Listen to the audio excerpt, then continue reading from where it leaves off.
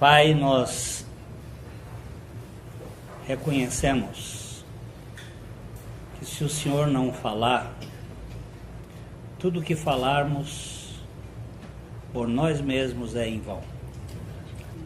Se o Senhor não nos revelar, nós não podemos enxergar nada. Então rogamos em nome do Teu Filho, que o Senhor nos capture para Ti mesmo. Amém. Nos conquistes e nos fales, para que Cristo seja glorificado. Amém. Que haja alegria no céu por aqueles que vierem a crer na suficiência do Senhor, e também edifica o Teu povo. Amém. Enche os nossos corações da alegria do Senhor, para a glória do Senhor, em nome do Senhor. Amém. Amém. Amém.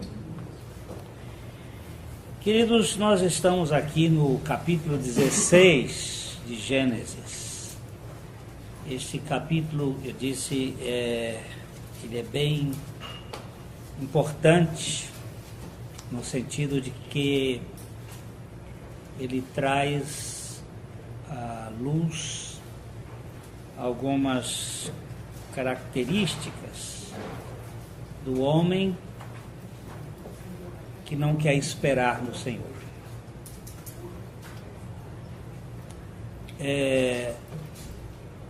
Nós vamos fazer uma leitura aqui, sempre lendo e repetindo nas leituras. Às vezes a gente já sabe o texto até decor, mas é conveniente que se leia. O apóstolo Paulo tem uma expressão que ele diz assim: prossiga na leitura. Ele está falando isso para Timóteo, para fazer isso na igreja, com a reunião. Prossiga na leitura. A ideia de que nós devemos estar lendo as Escrituras. E Sarai,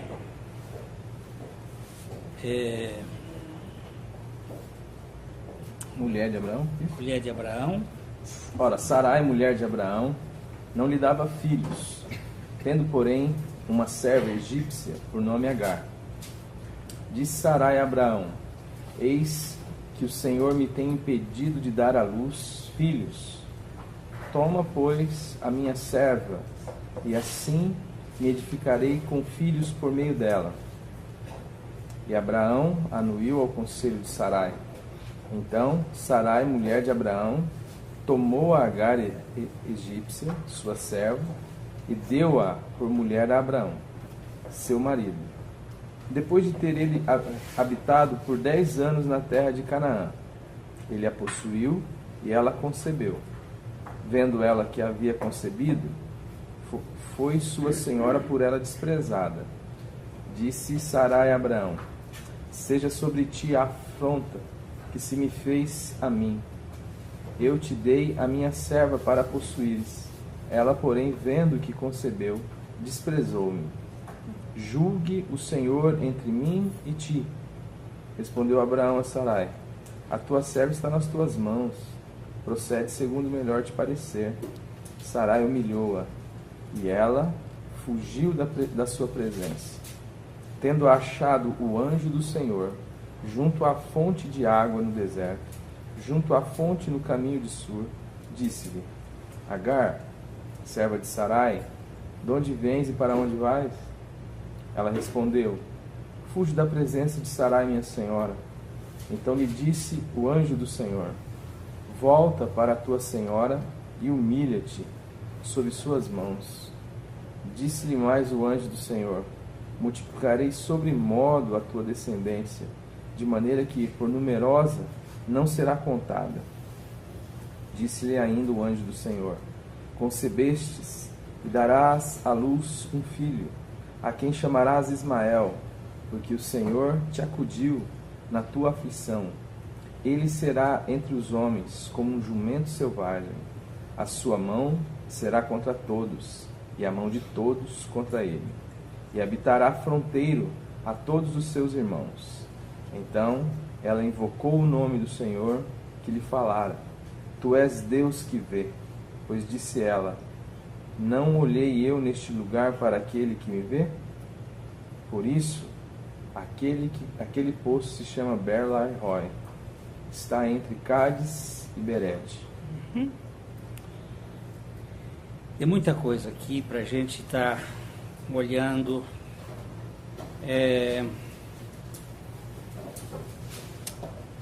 O texto anterior termina com Deus mandando Abraão olhar, e estava dizendo a Abraão para ele considerar que a descendência dele iria habitar desde o Egito até o grande rio Eufrates. Deus estava dando o mapa da sua localização. E Deus havia dito, aqui no capítulo 15, que o herdeiro, porque Abraão havia feito uma reclamação. Então, o meu herdeiro vai ser Eleazar, o Damasceno? Será que eu vou ter que ter como herdeiro um escravo? E o Senhor não me deu filhos, e Deus disse para ele olhar as estrelas, e disse, não vai ser assim, o herdeiro virá de ti. Ele não disse os herdeiros, mas o herdeiro virá de ti. E Sarai agora está impaciente, porque uma das coisas difíceis é esperarmos o cronômetro de Deus. Deus tem um tempo. Esse tempo de Deus na Bíblia é chamado de Kairos, que é diferente de Cronos. O tempo de Deus não é o nosso tempo. Deus muitas vezes apressa ou diminui. Ele alonga o tempo ou diminui o tempo de acordo com a sua soberana vontade. Mas nós temos pressa. Nós temos muita pressa. E Sarai, então, percebendo isso, disse, olha, já que nós não temos filho, o Senhor não me dá filhos, tem minha serva, egípcia.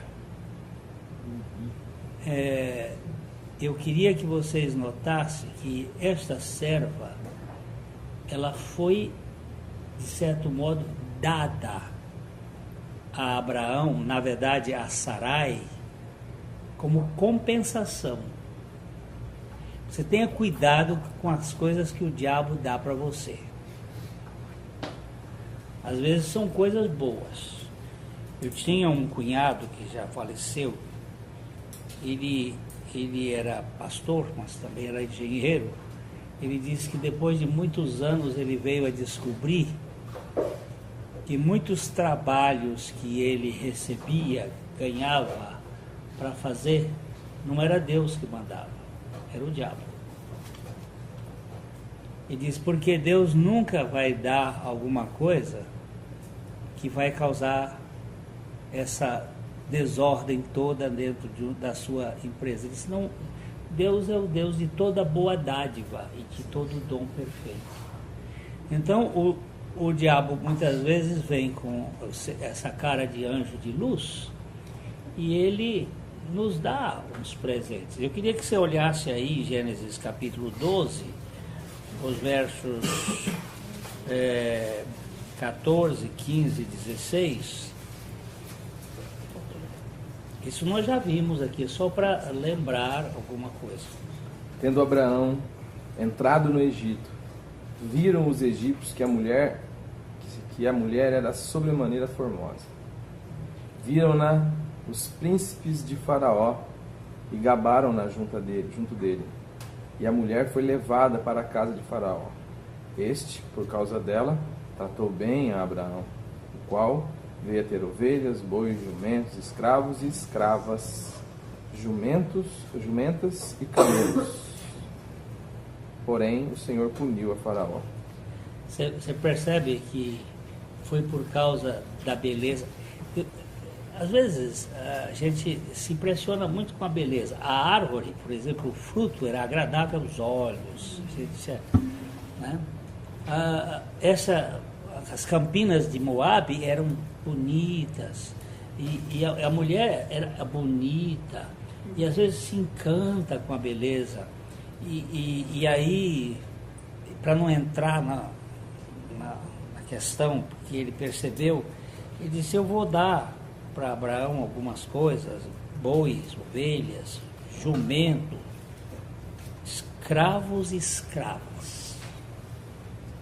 Não foi apenas Agar, a única escrava, mas essa escrava, de alguma maneira, era especial. Talvez bonita, pudesse dar uma boa genética, talvez. Né? E a Sarai, ela constrói aqui uma ideia. Veja aqui no versículo 16, versículo 2, que Sarai diz aqui: eis que o Senhor me tem impedido de dar à luz filhos. Toma, pois, a minha serva. Ela reconhece que a serva era dela. E assim me edificarei com filhos. Já começou botando no plural o que Deus disse que era no singular. O herdeiro. Nós não nos conformamos com uma coisa só, nós sempre queremos mais. É para encher a terra, então vamos encher logo com um bocado de filhos. Então que Deus nos dê bastante filhos. Mas Deus havia dito o herdeiro. Vamos dar uma olhadinha no capítulo 15, que é muito interessante, no verso 4.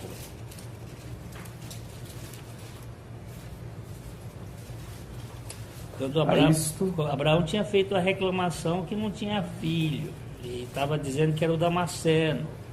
Aí, a isto, respondeu logo o Senhor, dizendo: não será esse o teu herdeiro, mas aquele que será gerado de ti será o teu herdeiro. O teu herdeiro. Ele não falou de herdeiros, mas o teu herdeiro. Agora a Sarai já está com os olhos grandes. Ela disse: não, eu quero me edificar com filhos através da barriga de aluguel. Eu vou fazer o negócio aqui crescer. Eu vou ser a matriz e as filiais aí para fazer. Eu vou ter um bocado de filhos aí. E o bendito do Abraão achou a ideia. Essa palavra anuiu aqui é interessante como os tradutores são capazes de colocar essa concordância aqui de uma forma tão bonita. Anuiu. Existe uma analogia mais ou menos em relação a isso aí com um anão, porque Adão, Eva levou o fruto, Adão pegou, fez, acabou, não levou o fruto. Né? É sempre cuidado com mulher, viu? Aí foi uma obra boa. Uma obra boa, não foi uma boa obra. É verdade. E aqui nós vemos que Abraão anuiu, e então Sarai, mulher de Abraão, tomou Agar. Olha só como o texto diz: tomou Agar e deu-a por mulher a Abraão, seu marido, depois de ter ele habitado por 10 anos na terra de Canaã.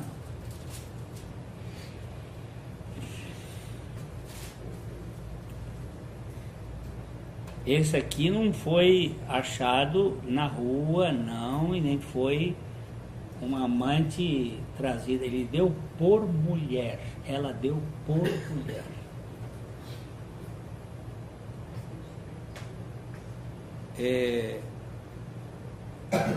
O texto é muito... E deu-a por mulher a Abraão, seu marido. Nós temos, como seres humanos, a capacidade de querer fazer as coisas do nosso jeito. E aí é onde está o grande problema.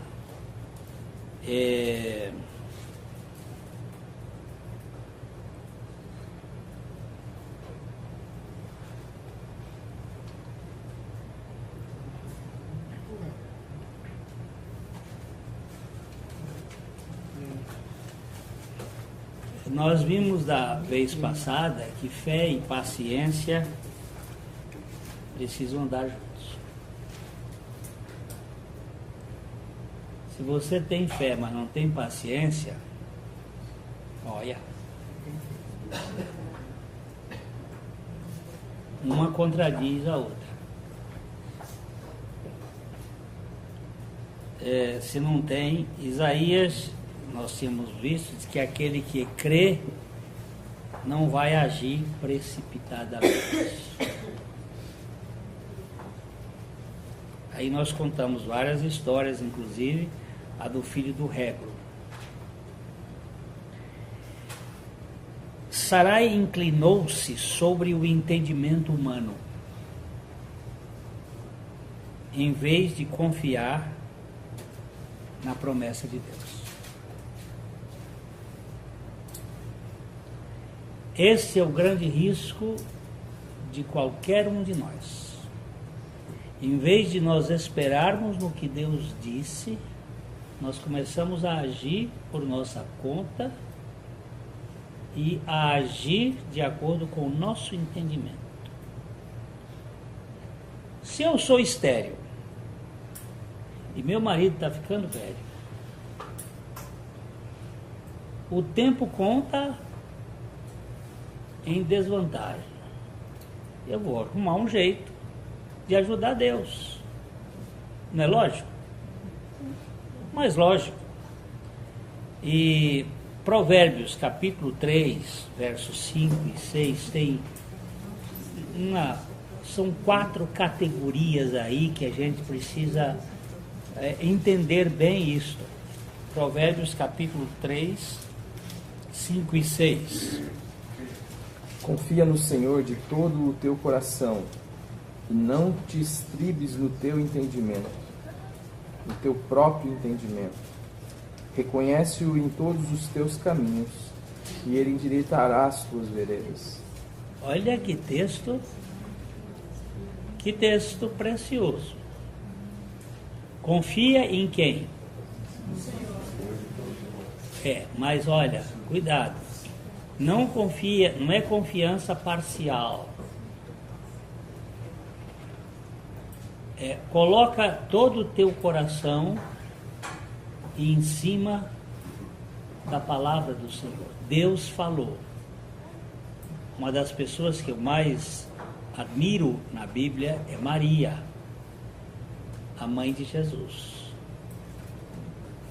Pela sua posição, ao receber uma visita de um anjo, e o anjo dizer para ela que ela vai ser mãe, sem que ela tivesse qualquer contato com homem algum,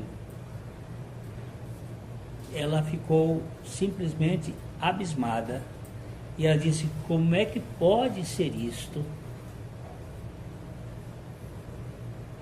E o anjo disse: a sombra do Onipotente virá sobre ti, e o ser que será gerado em ti será chamado Filho do Altíssimo.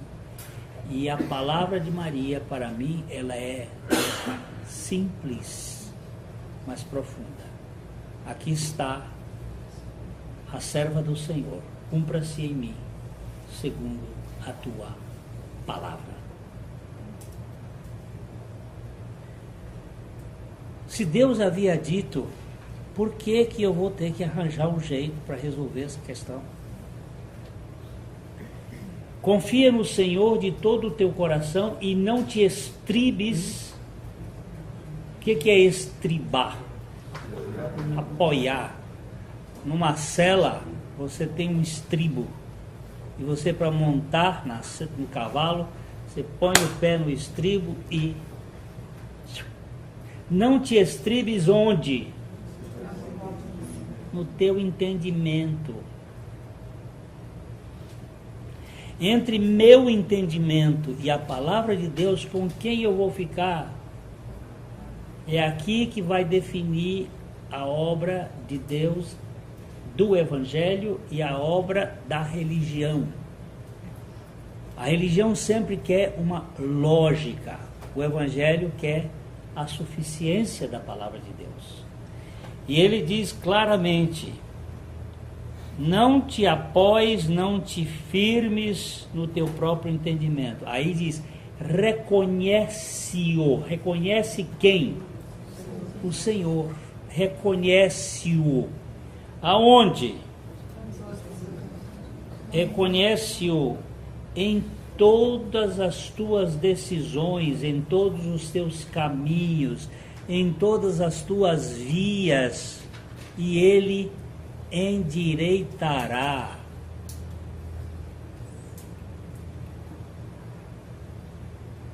os teus atalhos, as tuas veredas. Ele vai consertar essa coisa que eu e você sabemos fazer de errado, que são decisões puramente humanas. Então aqui, queridos, esse texto está nos chamando a atenção para a realidade de que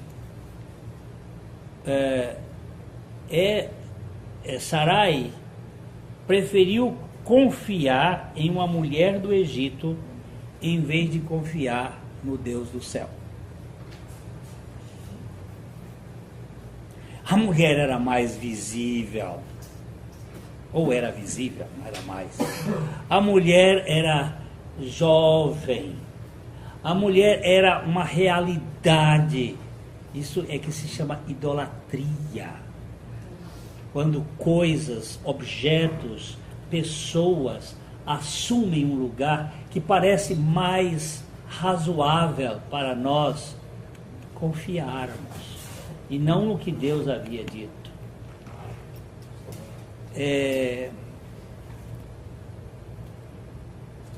Confiar na possibilidade humana e não no poder de Deus. É muito comum nós aceitarmos esse tipo de proposta. Às vezes, irmãos estão com algumas dúvidas, com algumas incertezas, com alguns problemas para serem resolvidos, e aí dizem assim: vamos procurar um irmão para orar por nós, para que ele traga revelações. Porque a palavra de Deus não é suficiente? Eu preciso ter um outro secretário lá para taquigrafar para Deus? Ou Deus não chamou você para a intimidade? Quem foi que lhe deu essa condição de ser intermediário dentro de um sacerdócio que Deus fez de todos nós? Porque não é mais como na velha dispensação, que havia um sumo sacerdote. Agora nós somos o sacerdócio de Deus. Nós quem?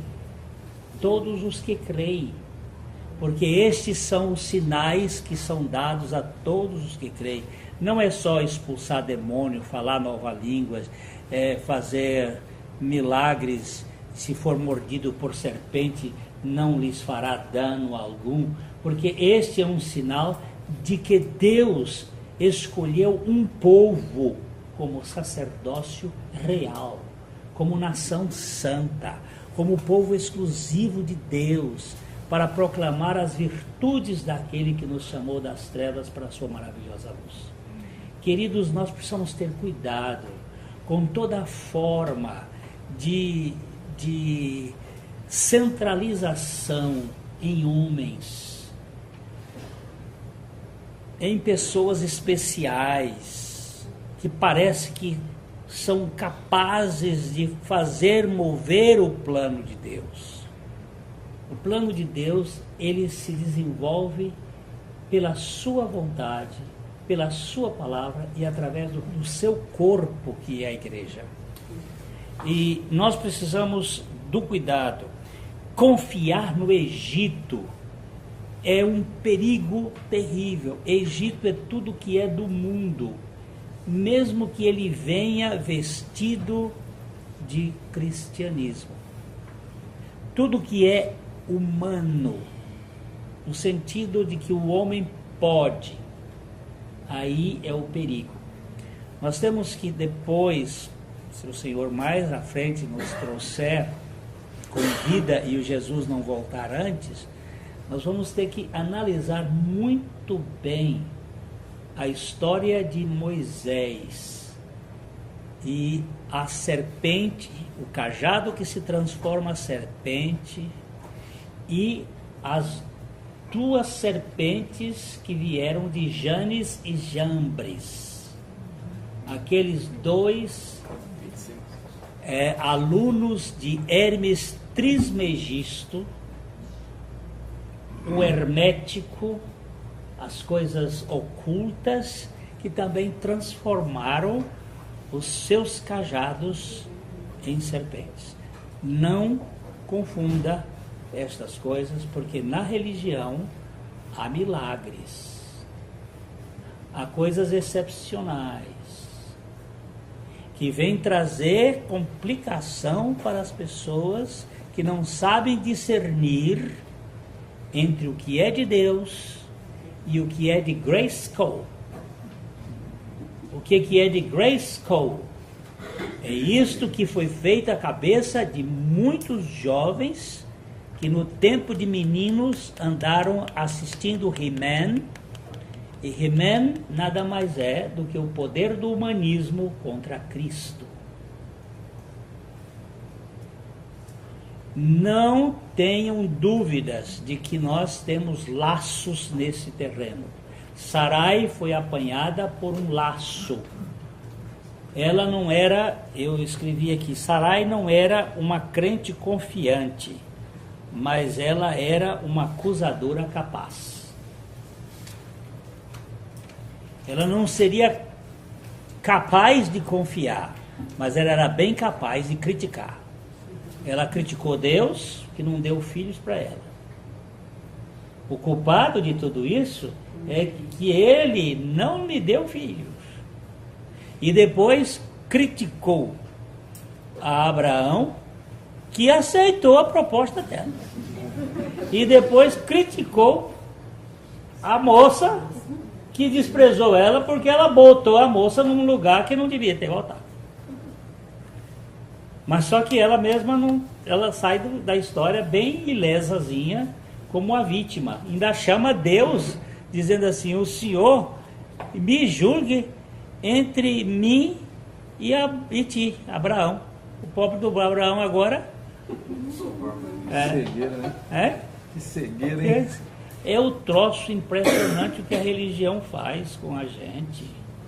Ela é perversa. E essa religião, ela tem todos os nomes que você quiser.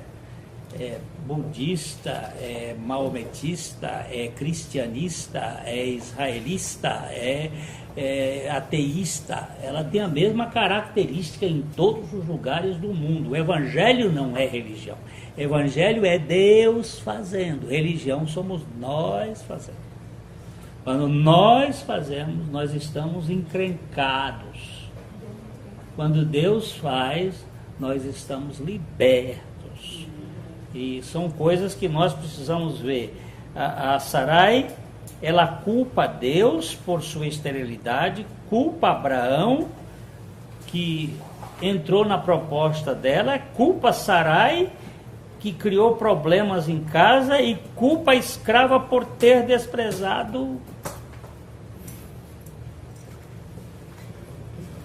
Como é que está a sua linguagem no dia a dia? É reclamação ou é louvor? Agora a coisa fede. Porque uma coisa é a gente ficar olhando para Sarai lá e aqui doente aqui. Não sara aqui. Fica lá atrás, não, a Sarai está aí. Mas e quando eu vivo reclamando que as coisas não dão certo, e os problemas, e... Vai lá. Dona Sara, ou Dona Sarai, até aqui ela ainda era Sarai. Ai para aqui, ai para ali.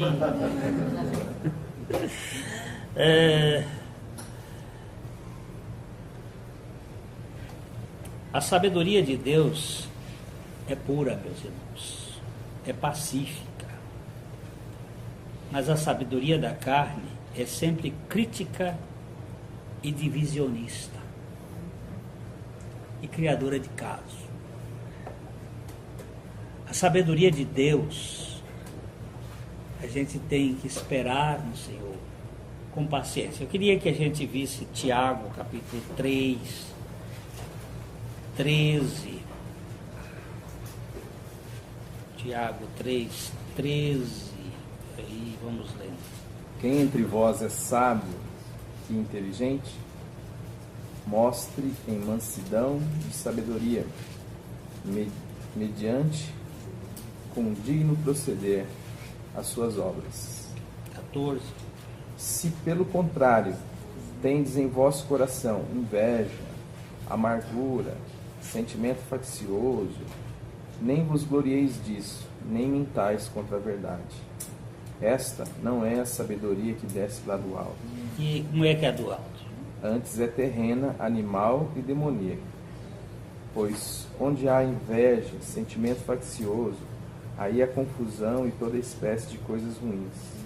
A sabedoria lá do alto é, primeiramente, pura, depois, pacífica, indulgente, tratável, plena de misericórdia e de bons frutos, imparcial e sem fingimento.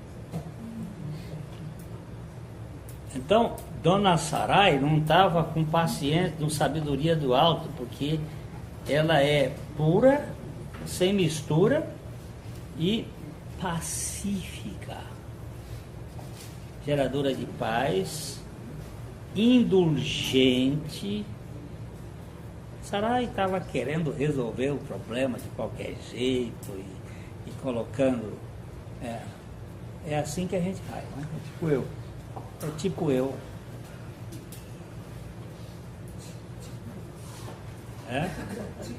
Tipo nós, né? Que queremos.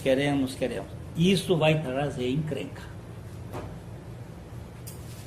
Isso vai trazer encrenca. Mais cedo ou mais tarde, nós vamos verificar as questões que vão aparecer aí. Quando andamos por vista e não pela fé, nós ficamos impacientes. Então nós planejamos do nosso jeito e culpamos os outros quando as coisas não dão como pensávamos.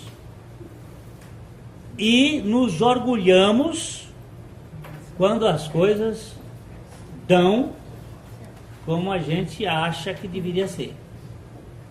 E aí os dois perigos são sérios. Tanto o perigo do fracasso, como o perigo do sucesso.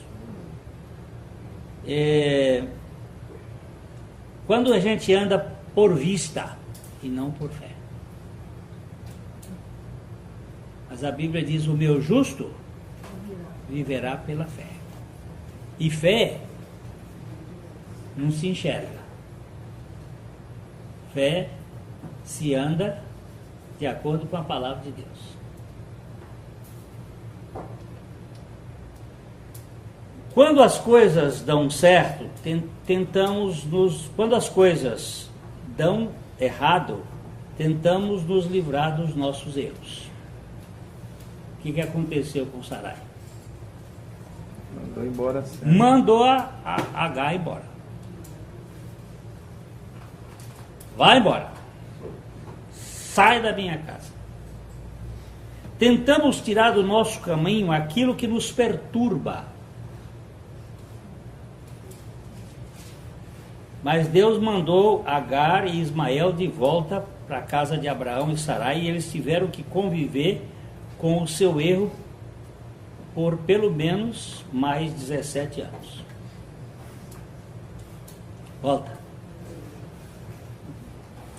Porque Deus precisava trabalhar ainda com eles. Não tira o erro agora. Volta. A gente quer mandar embora, tirar do nosso caminho aquilo que nos perturba. É muito bom a gente pensar um pouquinho aqui, eu já vou parar para deixando de falar, que eu estou falando demais, do Jonas. Deus disse: Jonas, vai pregar lá para os ninivitas. Não vou. Vai sim, eu quero salvar aquele povo. Não vou. O senhor pode ter certeza que ninivita eu não quero na minha igreja, nem que a vaca tussa. Mas você vai lá pegar por eles. Não vou. Eu vou para onde eu quero. A gente que acha que quer alguma coisa quando Deus está querendo outra. E aí lá foi o Jonas o fundo do navio dormir, porque a Bíblia vai dizendo que ele desceu até Jope, desceu para o navio, desceu para o fundo do navio, para o porão do navio, e aí quando ele chegou no porão do navio foi roncar lá, que é o sono da fuga. Mas aí Deus botou uma tempestadezinha lá só para mexer um pouquinho o navio, e os marinheiros começaram a orar para os seus deuses, e salva, e o homem dormia lá embaixo. E aí chega alguém e diz assim: como é que você está dormindo numa tempestade dessa? Ele disse: não, mas que eu sou o problema. Em vez de vocês estarem jogando a carga fora, me joga fora. E ele pensava que essa era a solução que ele ia dar para o problema, porque até o suicida acha que ele tem condições de resolver o problema. Pode me jogar para fora. Aí jogaram o Jonas para fora, e Deus disse assim: não, que você vai. Que você vai, não tenha dúvida. E botou um peixe lá para dizer assim: olha, você vai ficar 3 dias e 3 noites nesse hotel aqui, e depois você vai onde eu mandei. E ali o profeta era tão indigesto que nem suco de peixe podia comê-lo, desgastá-lo, de tão indigesto que o bicho era. E aí o peixe vomita o homem lá todo breado, e ele diz: agora você vai para Nínive. Eu te disse, quem é que pode fugir da mão do Todo-Poderoso? É você? Se você tentar fugir da mão do Todo-Poderoso, você vai passar, não é na barriga do peixe mais agora, é nas profundezas do inferno.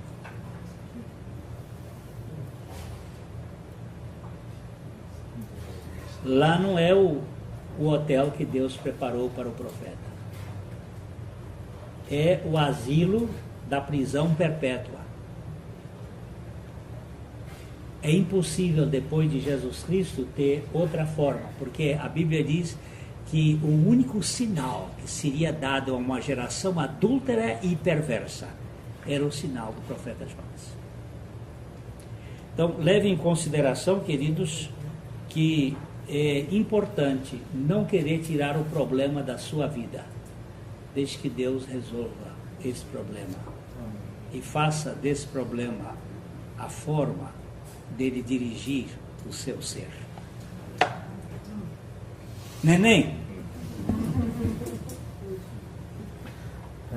Duas palavras interessantes aqui que o senhor destacou no começo. Uma é quando Sara atribui a Deus o fato de que ele a tem impedido de ter um filho. Eu gostaria de ler com vocês um texto que está lá em Atos.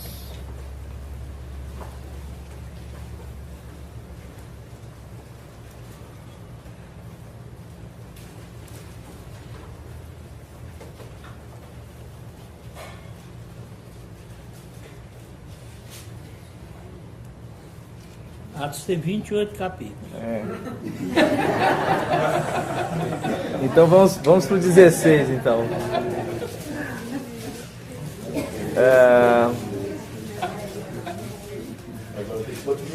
O 6. 16, 6. E percorrendo a região frígio-gálata, tendo sido impedido pelo Espírito Santo de pregar a palavra na Ásia, pode ir até o 7 e 8, por favor. Defrontando Mísia, tentava ir para Bitínia, mas o Espírito de Jesus não o permitiu. E tendo contornado Mísia, desceram a Troade. Tá ótimo.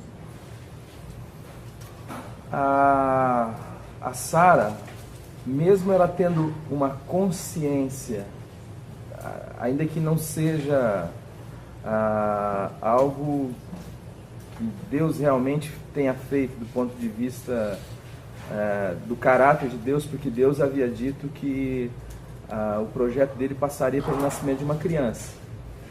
Mas aquilo era verdade para ela. O fato de que Deus a havia impedido de gerar filhos. E o simples fato dela dizer essa palavra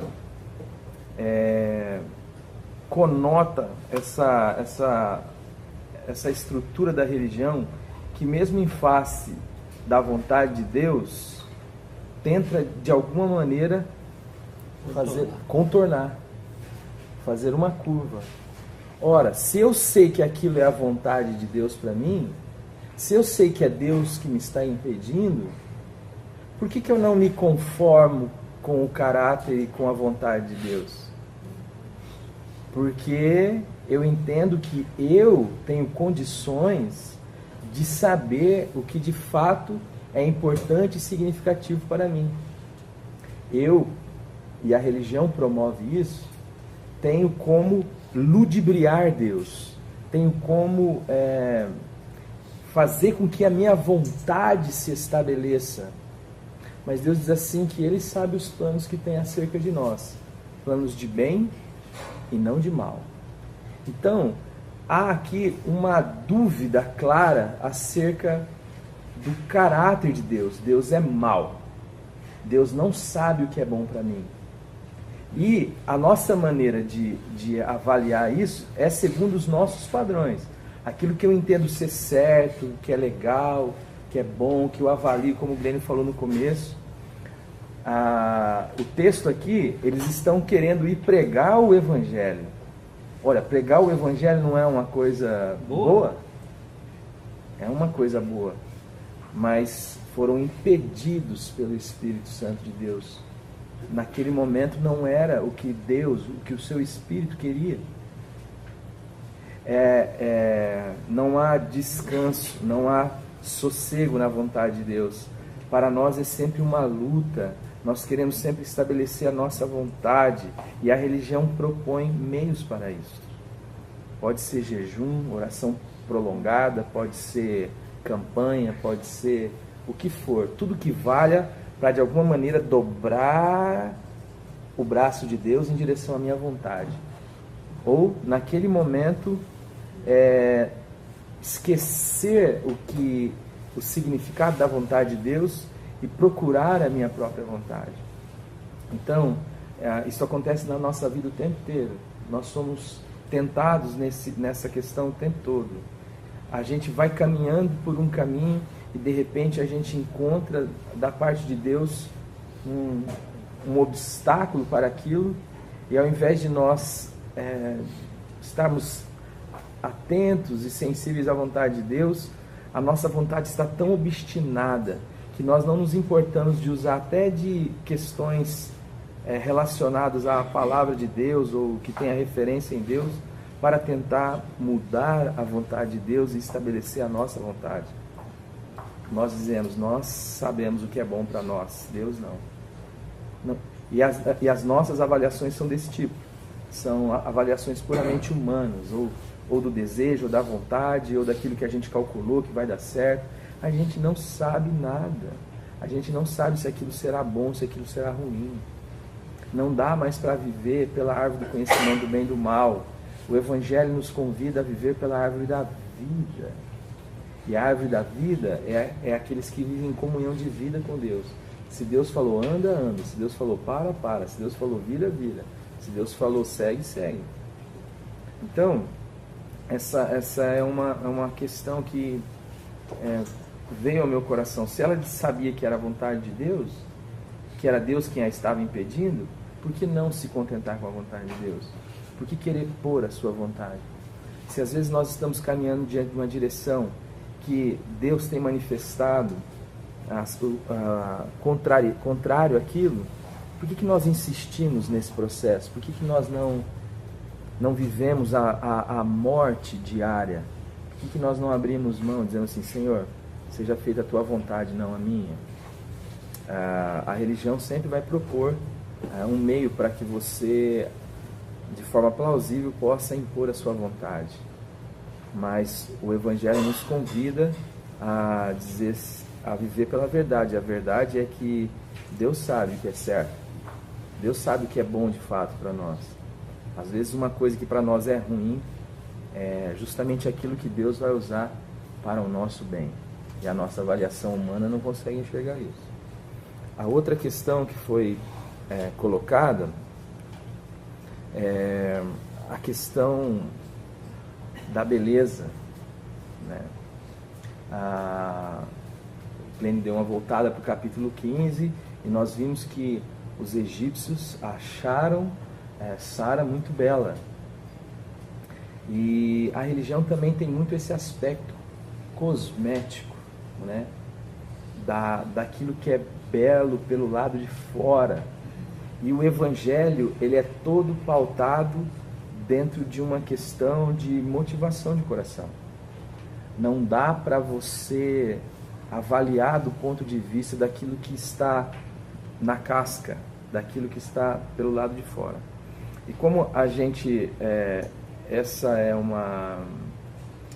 ano foi um recomeço de algumas coisas que nós falamos no ano passado, uma das coisas que deixou isso bem claro para mim foi numa tentativa de tentar buscar na palavra como identificar aquilo que é palavra de Deus, aquilo que é profeta de Deus e aquilo que não é profeta de Deus, aquilo que não é palavra de Deus. E eu estava, domingo até eu falei isso à noite lá na igreja, num grupo de estudo que eu tenho na quarta-feira, um rapaz falou assim, meu pai dizia o seguinte, falou de Deus é bom.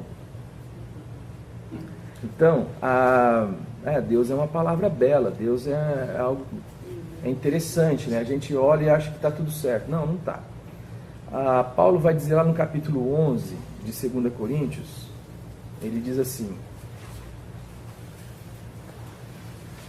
a partir do versículo 13 e 14. 2 Coríntios o quê? 11, 13 e 14. É que eu estou velho. Porque os tais são falsos apóstolos, obreiros fraudulentos, transformando-se em apóstolos de Cristo. Não é de admirar, porque o próprio Satanás se transforma em anjo de luz.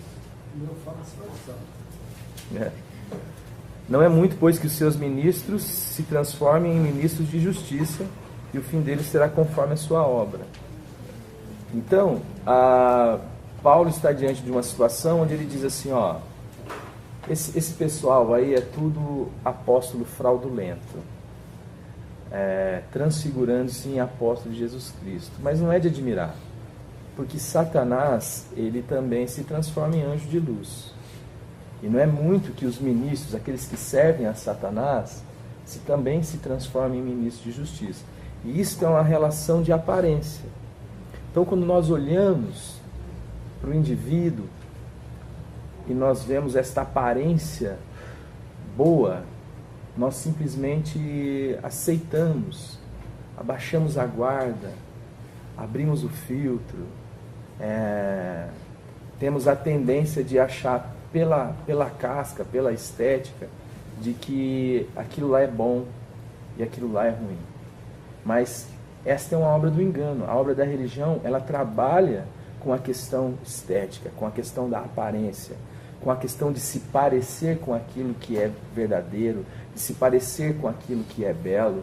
Então isso não pode ser para nós algo confiável.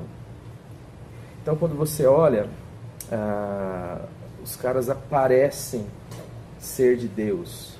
A religião tem uma casca toda que tem, você vai ver o contexto, tem cruz ou não tem Bíblia, tem cânticos, tem alguém lá falando, tem púlpito ou não tem.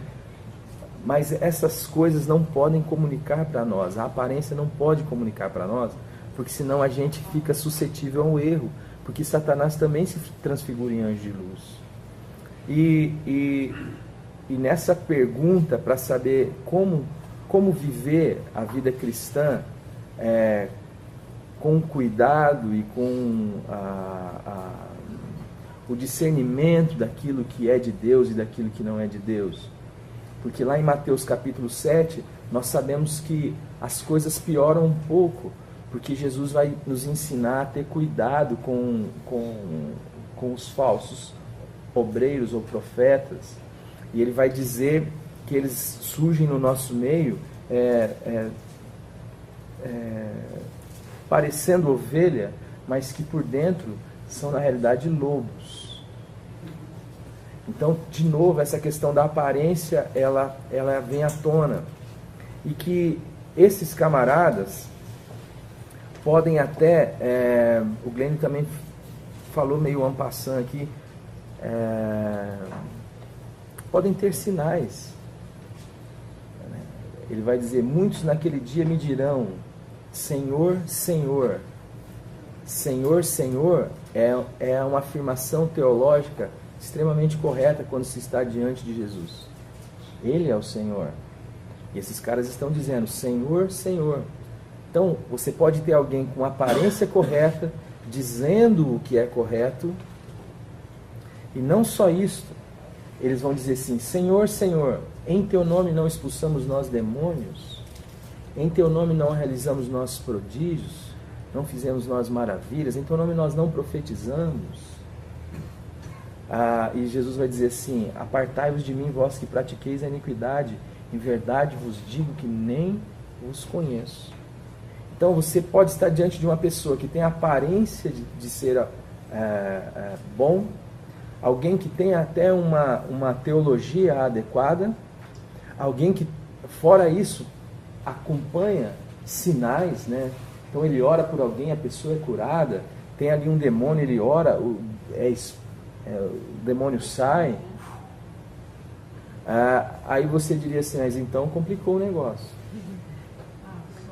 Como é que eu posso então discernir o que é de Deus e o que não é de Deus? Como é que eu posso viver não pela aparência, pela casa? Aí o Senhor nos levou lá para João, 1 João, capítulo 4. Acho que a gente pode ler de 1 a 3.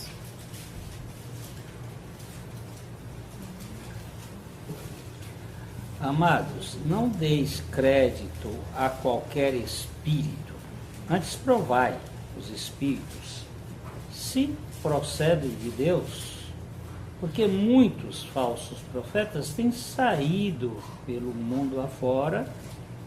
Nisto conheceis o Espírito de Deus.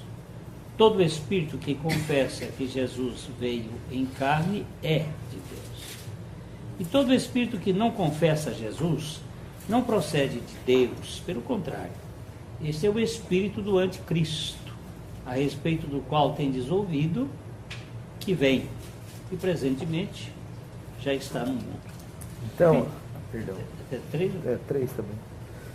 Então, a grande coisa que o Espírito me trouxe aqui é que não é algo que a gente pode ver. Não é algo que é cosmético, não é algo que é aparente. É algo que precisa de discernimento. É algo que é espiritual. Ele está dizendo assim, ó, não deis crédito a qualquer espírito, antes provai os espíritos, se procedem de Deus. Por quê? Por que nós precisamos provar? Porque muitos, não são poucos, falsos profetas têm saído do mundo afora. Nisto conheceis o Espírito de Deus. Todo espírito que confessa que Jesus Cristo veio em carne, esse é de Deus. O que é confessar que Jesus Cristo veio em carne?